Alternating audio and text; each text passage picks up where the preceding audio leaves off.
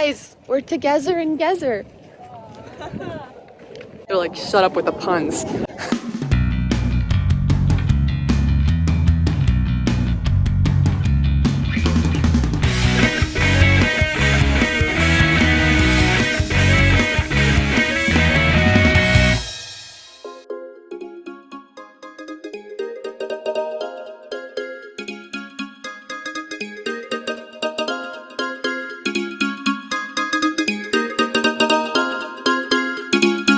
Okay, so we are at Tel El Ful, which is what would have been in the ancient biblical days, Gibeah of Saul, Saul's capital, and he became king. And right over there, over that hill, is Ramah, where Samuel was from.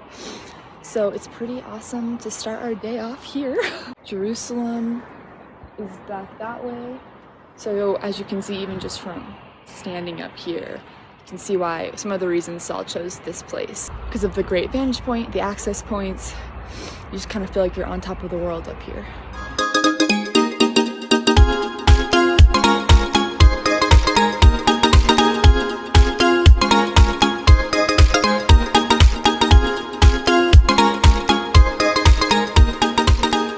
So we are spending the day in the land of Benjamin today, or what was the ancient tribe of Benjamin back in the biblical days. Almost all the stories in the Bible that have people coming to Jerusalem to attack Jerusalem or conquer Jerusalem or just do whatever has them passing through the land of Benjamin. This is really important land. It's a small piece of land, but it's very important for trade routes and traveling and armies and all of that stuff. So we're gonna be looking around here today, and I think next we're heading to Jericho.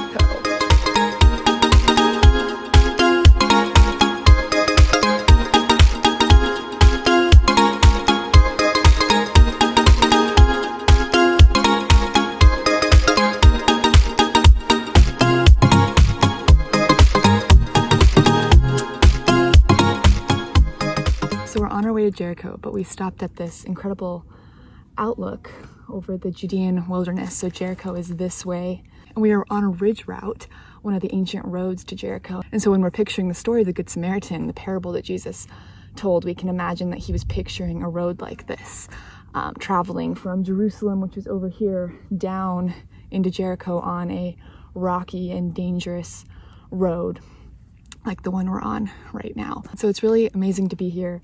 Not only because of the story of the Good Samaritan, but wilderness is such a powerful image used throughout the Bible where God meets with people. I feel like this is a place where I can feel what stillness is like. And I can feel peace. And that's strange because this place is really a place of harsh elements, right? Where you could be killed by animals or the weather or lack of water or flash floods even we were learning about. It's a dangerous place, and yet it is so still.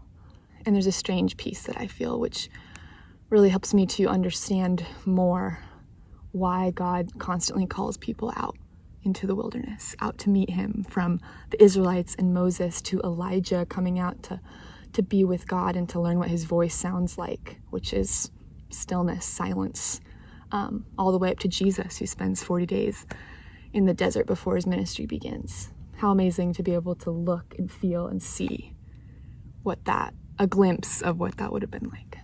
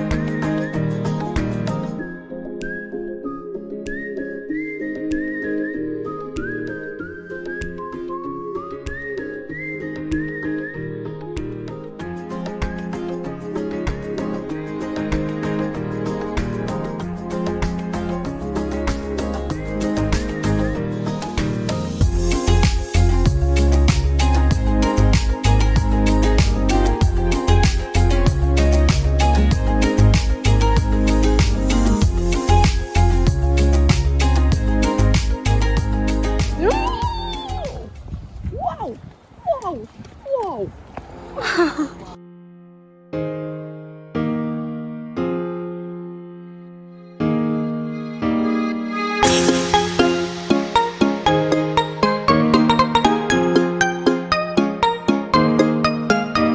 Okay, so we're out here in Jericho, which is the oldest, at least the oldest known city that's ever been found in the world.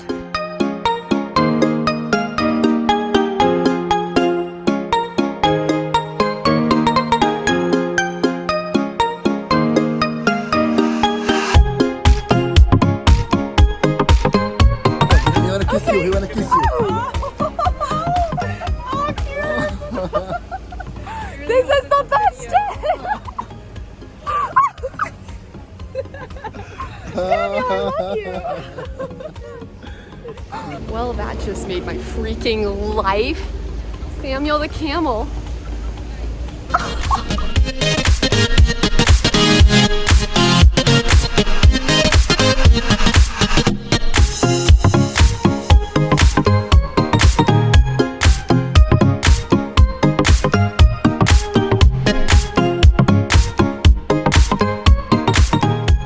Everyone, so we were just in Jericho. You were just watching some footage of the old city of Jericho. There's a New Testament Jericho and an Old Testament Jericho, and we were just on the archaeological tell of the Old Testament city of Jericho. As you can imagine, a lot of tourists who go to Jericho are interested in its connection with Joshua and the Israelites and how they walked around the city 7 times and the walls came tumbling down, you know, that classic story where God delivers Jericho into the hands of Joshua and the Israelites, and then they continue on through Jericho up into the land of Israel to take over the land. And then of course they divide the land between all the tribes and the story goes on. You'll have to read the rest of the Old Testament to find out what happens. And what our professor was teaching us when we were on the tell of Jericho, and what I found so interesting is that there's actually no archaeological evidence of the city of Jericho being destroyed during the time period of the biblical story of Joshua and the Israelites. And this is regardless of whether you take an early or a late Exodus approach, because of course when the Israelites left Egypt is going to affect when they actually got to Jericho. But our professor was saying, you know, historians and archaeologists have looked at both of the time periods that Joshua and the Israelites could have been there at Jericho, and not only is there no evidence for Jericho's destruction, but there's not even a single potsherd, there's not anything to even suggest life that Jericho was inhabited during those time periods. So of course we're all left with the question, well, what happened then? When did Joshua and the Israelites come? Did they come? Well, I mean, you start to go through all these questions. And our professor, very wisely, reminded us that we have to remember that we can't just look at one thing when we're trying to piece together what happened in the ancient past. So for example, archaeology, I mean, that's the data is true. We can't change the data. But there's some other things that are worth looking into. First of all, it's important to look at the geography of the land, because our professor was showing us how whoever wrote this account got the geography spot on when they're describing not only the city of Jericho and the land around it, but just the roads that Joshua and the Israelites would have taken to come into Jericho, to go up to Ai and Bethel and beyond. And so that's important to realize that the writer was familiar with this land. It's not just like some made-up fairy tale land. And then secondly, the toponymy of the name Jericho. Jericho has been preserved through the local people and inhabitants for thousands of years. So we're pretty much sure this is the site of Jericho. So really the only problem we're running up against is lack of archaeological remains. Because of course you would think if this giant city of Jericho is destroyed, and the walls came tumbling down, like there would be some remains. I mean, archaeologists have found like burn layers in Jericho and other signs of destruction. It just doesn't fit the time period of our story. So probably about now you're like, wow, thanks for ruining this Bible story for us, Karis. No, wait, there's more. As we dug deeper into the story and started to ask questions and notice things we had not noticed before, our professor brought up the fact that Jericho might not have been the mighty city that we just imagine when we read the story.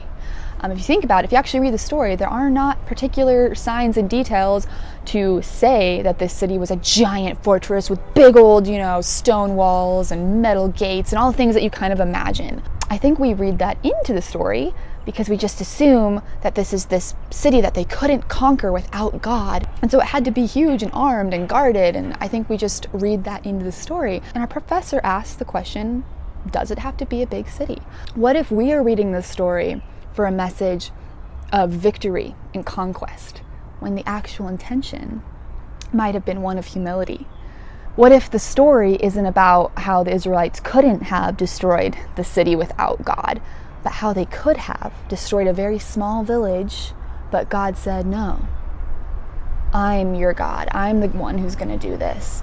You need to let me be God, and you need to not take the glory and the victory for yourself, and you need to trust me.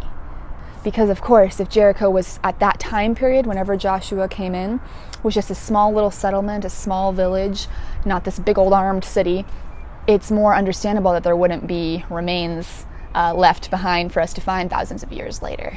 And what if this conquest, this symbolic act of walking around the city and waiting for God to deliver it to them, was more about God humbling them, God teaching them patience, God teaching them trust, rather than him delivering something that couldn't have been delivered without him. And I think it also really connects back so well with what I was talking about earlier in the wilderness on the road to Jericho, which is just this idea of God calling the Israelites, various prophets and characters in the Bible, eventually even Jesus himself, into the desert, into the wilderness, to teach discipline, humility, trust, to purify our minds, our souls, our very selves. So there are some thoughts to ponder. Very thankful for our professor and my fellow classmates who got to participate in this discussion and discovering these gems together. And I hope you all enjoyed coming with us on our journey to Jericho. Thank you so much for watching. If you like videos like this and would like to see more, make sure to subscribe so you don't miss out when I post the next one. And I'll see you next time.